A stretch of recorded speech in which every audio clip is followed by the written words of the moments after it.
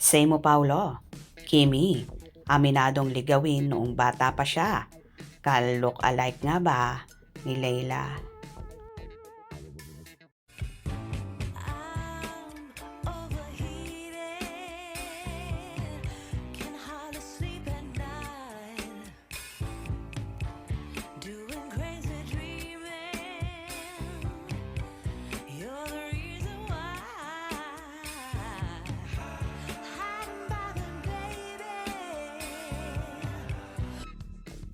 Napag-usapan nga kamakailan sa noontime show na It's Showtime ang tungkol sa manliligaw. At dito nga ay tahasang umamin si Kim Chiu sa mga co-host na ligawin daw siya nung bata pa siya.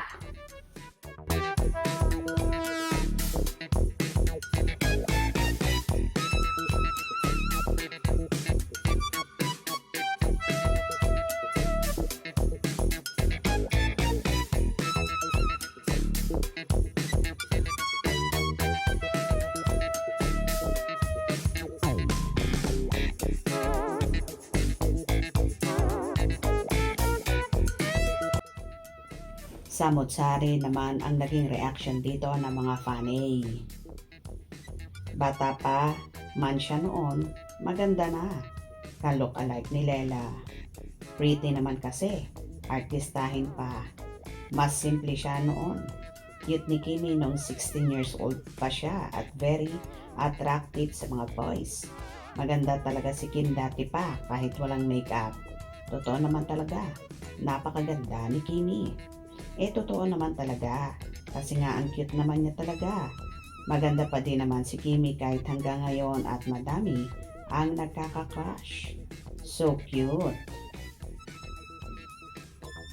Wow! So cute naman ni Kimi. Oo nga. Malakas ang appeal ni Kim. Basta may sex appeal ka, ligawin ka o maraming magkaka-crush sa'yo. Kahit maganda ka, kung wala ka namang sex appeal, walang magkakagusto o magkaka-crush. Liban lang talaga kapag gusto ka ng guy.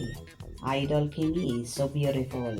Cute, pretty, chinita princess. Matangos na talaga ang nose niya. Maganda si Kim kahit noong bata pa siya. Ganda noon hanggang ngayon. Malakas na appeal. Mabait pa. Natural beauty without makeup. Beautiful girl Kim, Wonder Woman. Maganda talaga si Kimi noon hanggang ngayon. Cute ni Kim, ganda yarn. Oh, wow. Well, totoo naman ang sinabing ito ni Chinita Princess at mga supporters niya.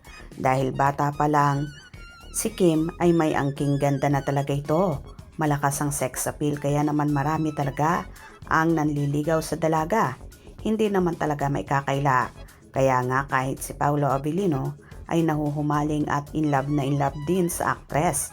Bukod sa maganda, sexy, abay napaka-humble pa.